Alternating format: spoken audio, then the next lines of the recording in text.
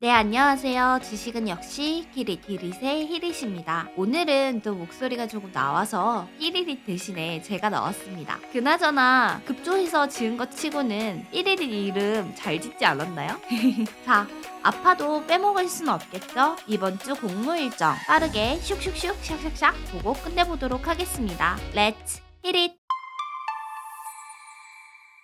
이 영상의 순서는 아마 다들 알고 계실 거라고 생각해요. 이번 주에 상장한 주식, 이번 주에 청약한 주식, 다음 주에 상장하는 주식, 그리고 다음 주에 청약하는 주식으로 구성되어 있습니다. 먼저 이번 주에 상장한 주식입니다. 하나금융 스펙 23호 9월 15일 목요일에 상장했고 공모가는 2,000원, 시초가는 2,120원, 장중에 2,135원까지 올랐다가 2,110원으로 마무리했습니다. 스펙은 상장하고 나서 바로 시세를 주는 종목은 아니기 때문에 청약하신 분들은 좋은 합병 소식으로 수익이 있길 바라겠습니다. 다음입니다. 이번 주 IPO 주식입니다. KB 스펙 22호, KB 스타리츠, 그리고 오픈 엣지 테크놀로지입니다. KB 스펙 22호는 화요일부터 수요일까지 청약 일자였고요. 상장 예정일은 다음 주 목요일이라고 합니다. 청약하셨다면 24개에서 25개까지 받으실 수 있다고 하네요. 청약하신 분들 모두 좋은 결과 있기를 바라겠습니다. KB 스타리츠는 15일 목요일부터 16일 금요일까지 청약했고요. 상장일은 10월 6일 목요일 예정이라고 합니다. 기간 경쟁률이 26대 1로 조금 낮았고 그렇다 보니까 청약 경쟁률도 2대 1이었다고 하네요. 만약에 10주를 청약하셨다면 한 5주 정도 받으실 수 있었겠네요. 다음입니다. 오픈 엣지 테크놀로지는 9월 15일 목요일부터 16일 금요일까지 청약을 했었고요. 9월 26일 월요일에 상장 예정입니다. 공모 가격이 10,000원으로 많이 다운됐지만 기간 경쟁률이 안 좋다 보니까 청약 경쟁률 또한 78대 1로 높진 않았네요. 균등 배정 예정 수량은 16.3이고요. 기타 사항으로 환매 청구권이 있는 주식입니다. 청약하신 기린이 분들은 모두 좋은 결과 있기를 바랍니다. 다음입니다. 다음 주 상장 주식입니다. KB 스펙 22호네요. KB 스펙 22호는 스펙이기 때문에 상장 당일에 시세를 줄 확률은 적습니다. 그래서 초반에 어느 정도 시세를 준다면 만족하고 매도하시는 방법이 있고요. 아니면 쭉 들고 가시다가 합병 소식이 나오고 나서 매도하시는 방법도 있습니다. KB 스펙 22호에 청약하신 기린이 분들 모두 좋은 결과 있기를 바랍니다. 마지막입니다. 다음 주 IPO 주식입니다. 스펙 3개와 기업 3개가 있네요. 아주 간단하게 살펴보고 다음 주에 수요 예측 결과가 나오면 그때 추가적으로 더 공부할 사항이 있으면 공부해 보도록 하겠습니다.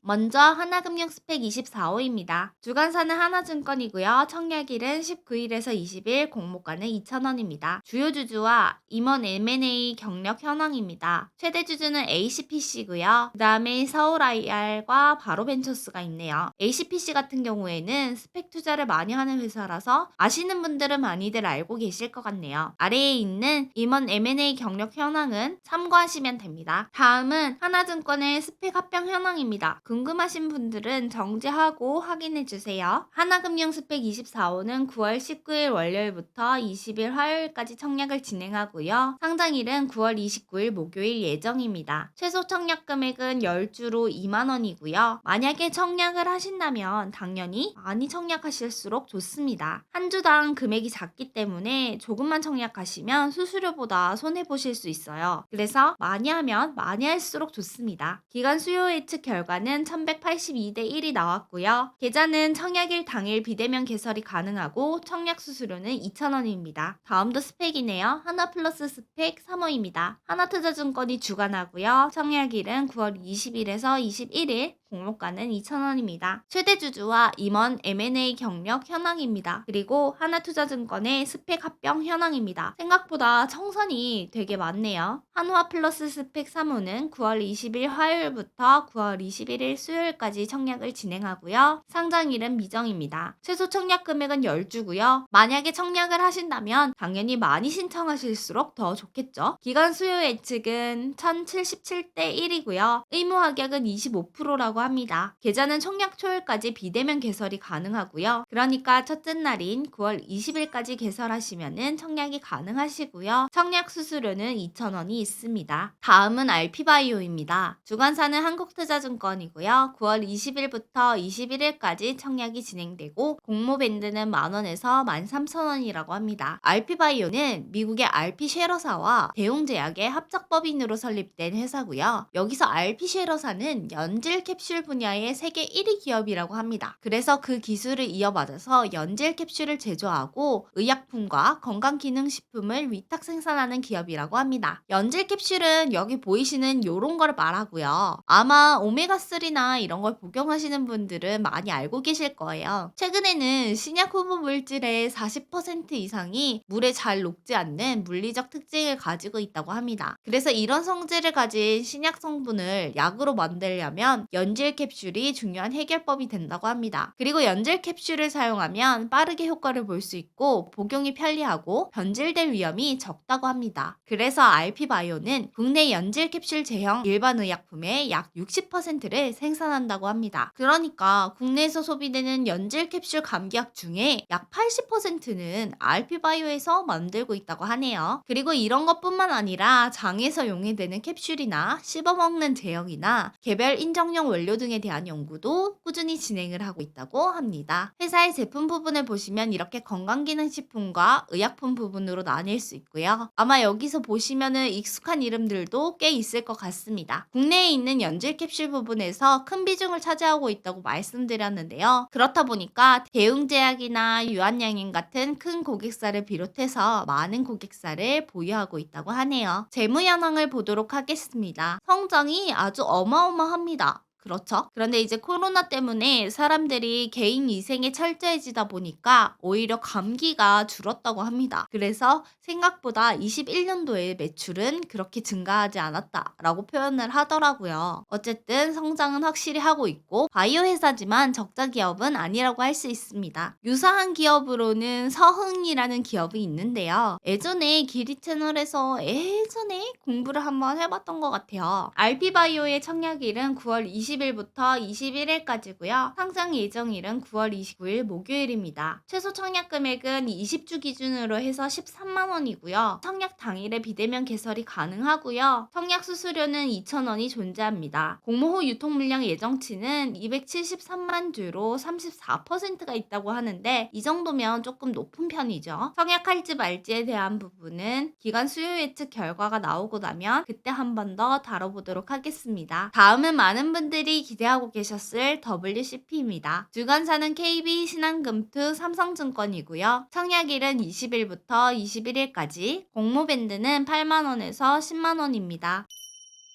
WCP는 2차전지 분리막 제조업체인데요. 분리막은 2차전지의 4대 구성 요소 중 하나죠. 음극재, 양극재, 전해질, 분리막 중 하나이고요. 전기차용 분리막과 같은 중대형 분리막을 주로 생산하는 기업입니다. 이 회사의 주요 제품은 습식 분리막이라고 합니다. 배터리가 점차 고용량화가 될수록 더 얇게 만들 수 있는 습식 분리막이 더 유리하다고 하는데요. 그래서 습식 분리막의 수요가 증가 중이라고 합니다. 또 WCP는 자체 기술을 적용해서 최고 수준의 생산성을 구현하고 제조 단가를 낮춰서 가격 경쟁력도 확보했다고 합니다. 5.5m 폭의 광폭 생산 설비로 인해서 경쟁사 대비 2배에서 3배 높은 생산 효율을 기록한다고 하고요. 이 길이가 세계 최대라고 해요. 주요 고객사는 삼성 SDI이고요. 아무래도 국내에서 분리막을 전문적으로 제조하고 있는 회사는 SKIT랑 WCP 뿐이라고 하네요. 그래서 2차 전지용 분리막에 대한 업체별 점유율을 보면 WCP는 꾸준히 캐파를 늘리면서 점유율을 조금씩 늘려가고 있는 상황이고요. 앞으로도 늘어날 것으로 보고 있습니다. SKIT랑 비교하자면 약 2배 정도 차이가 난다고 볼 수 있습니다. 그런데 이렇게 기대했던 2차 전지 관련주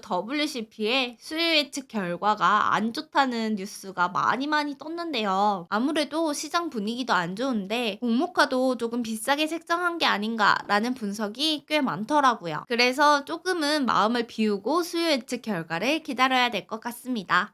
SKIT 차트를 보시면 최근에도 좋지 않은 흐름을 보여주는 걸 보실 수 있어요. 그렇다 보니까 국내 1등 기업인 SKIT도 이런데 WCP도 좋지 않을 것 같다라는 인식이 더 심어진 것 같습니다. 회사의 재무 현황을 보면요. 꾸준히 성장하고 있는 게 보이고, 그리고 회사에서 제시한 앞으로의 추정치를 보면 큰 폭으로 성장할 거라고 합니다. WCP의 청약일은 9월 20일 화요일에서 21일 수요일까지고요. 주관사는 KB증권, 신한, 삼성입니다. 최소 청약 금액은 KB만 20주 기준이고 신한과 삼성은 10주입니다. KB는 20주 기준 공모가 상단으로 봤을 때 100만 원이 필요하고요. 신한과 삼성은 10주 기준으로 해서 50만 원이 필요합니다. 하지만 앞에서 보여드렸다시피 수요 예측 결과가 안 좋다고 했기 때문에 당연히 공모가를 낮출 것 같고요. 그렇게 공모가가 낮춰지면 당연히 최소 청약 금액도 줄어들겠죠. 균등 배정 물량은 KB가 제일 많고 그 다음 신한, 삼성이 적습니다. 그리고 청약 수수료는 KB가 1,500원, 신한과 삼성이 2,000원입니다. 청약 당일에 모든 계좌가 다 비대면 개설이 가능하고요. 공모 후 유통 물량 예정치를 보면 1,347만 주로 39%가 유통 가능하다고 합니다.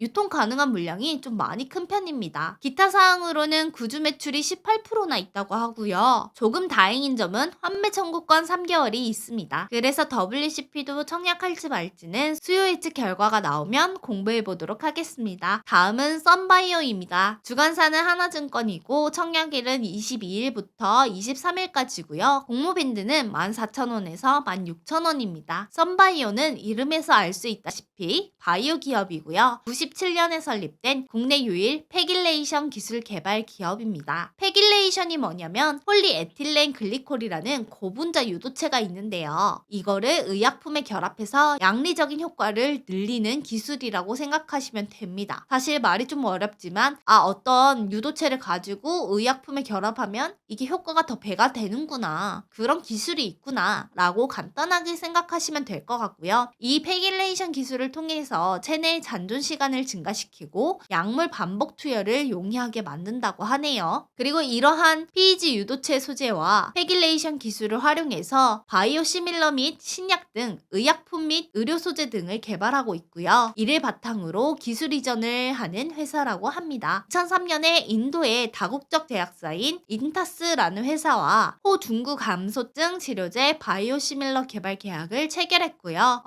이것도 좀 말이 어렵지만 호중구 감소증은 골수 안에서 만들어지는 면역세포인 호중구가 줄어드는 질병이라고 하네요. 그래서 이거를 치료하는 바이오시밀러 개발 계약을 체결했고요. 2007년도에 인도에서 판매 승인이 난 후에 캐나다와 EU, 호주, 멕시코 등에서 판매하고 있다고 합니다. 그래서 회사의 사업 분야를 보시면 PEG 유도체 소재 사업이 있고요. 팩일레이션 기술 응용 개발 사업이 있고요. 이렇게 두 가지가 존재하는데 팩일레이션 안에서는 방금 전에 봤던 호중구 감소증 치료제가 여기 이렇게 있고요. 회사의 파이프라인을 보면 지금 개발이 완료된 구강건조증 치료제 같은 경우에는 곧 기술 이전을 추진할 예정이고요. 이미 2019년에 미국 FDA로부터 시판 승인을 받았고요. 현재는 미국 제약사의 기술 이전을 위한 비교 임상을 진행 중인 상황이라고 해요. 내년에 이 기술 이전이 완료되면 PEG 유도체 생산이 본격화될 예정이고요. 회사 측에서는 그렇게 되면 매출이 2배에서 3배 정도 늘어날 것으로 보고 있더라고요. 그래서 재무 현황을 보도록 하겠습니다. 여기도 바이오 기업인데 적자는 없고요. 앞으로 매출이 더 좋아질 것으로 추정을 하고 있고요. 이 회사는 코넥스에 이미 상장되어 있는 기업입니다. 코넥스에서는 현재 16,850원 이네요. 썬바이오의 청약은 22일 목요일부터 23일 금요일까지고요. 최소 청약 금액은 10주 기준으로 8만 원입니다. 주관사는 하나증권이고요. 청약 당일에 비대면 개설이 가능하고 청약 수수료는 2,000원이라고 합니다. 공모 후 유통 물량 예정치는 822만 주로 66%나 되고요. 이건 코넥스에서 이전 상장하는 거기 때문에 당연히 높을 수밖에 없겠죠. 그리고 환매 청구권 9개월이 존재합니다. 생각보다 꽤 길죠. 원래는 6개월인데 3개월을 더 추가했다고 합니다. 그나마 다행인 점은 환매 청구권이 있다는 거네요. 공모가는 아직까지 미정이고요. 기간 수요 예측 결과가 나오고 나면 그때 다시 한 번 더 공부해 보도록 하겠습니다. 다음은 유한타 스펙 10호입니다. 주관사는 유한타 증권이고 청약일은 23일 금요일에서 26일 월요일까지입니다. 공모가는 2,000원이고요. 최대 주주는 현대기술투자입니다. 현대기술투자는 현대 엠파트너스가 최대 주주로 있더라고요. 그리고 현대 엠파트너스는 정두영 회장의 아들인 정몽일 씨가 회장으로 있더라고요. 유한타 증권의 합병 현황은 유한타 증권의 합병 현황입니다. 유한타 스펙 10호는 23일 금요일부터 26일 월요일까지 청약 예정이고요. 주관사는 당연히 유한타 증권입니다. 청약 수수료는 3,000원으로 다른 증권사들보다는 비싸고요. 청약일 직전일까지 개설은 가능하다고 합니다. 그러니까 청약하실 분들은 미리 개설을 하셔야겠죠. 최소 청약은 10주 2만원이고요. 당연히 많이 신청하실수록 더 좋습니다. 마지막으로 달력을 보고 끝내보도록 하겠습니다. 일정은 변동될 수 있으니까 2, 3일 전에 미리 한 번 더 체크하시길 바랍니다. 월요일부터 화요일까지 하나금융 스펙 24호 청약이 있고요. 화요일부터 수요일까지 RP바이오, WCP, 하나플러스 스펙 3호가 있습니다. 그리고 목요일에는 KB 스펙 22호 상장이 있고요. 썬바이오의 청약도 있습니다. 금요일부터는 유한타 스펙 10호가 청약을 시작합니다. 자, 여기까지 꽤 오랜 시간을 달렸네요. 안 하던 녹음까지 맡아서 하려니까 온몸에 지금 땀이 나네요. 많이 부족했을 텐데도 끝까지 시청해주셔서 정말 감사드리고요. 여러분 주말 정말 잘 보내시고요. 저도 푹 쉬고 내일 돌아와야 되나요? 내일은 기린 목소리가 좀 나왔으면 좋겠네요. 그럼 함께 공부해주셔서 정말 감사합니다. 지금까지 삐릿이었습니다. 삐릿은 이렇게 인사하더라고요. 아이요.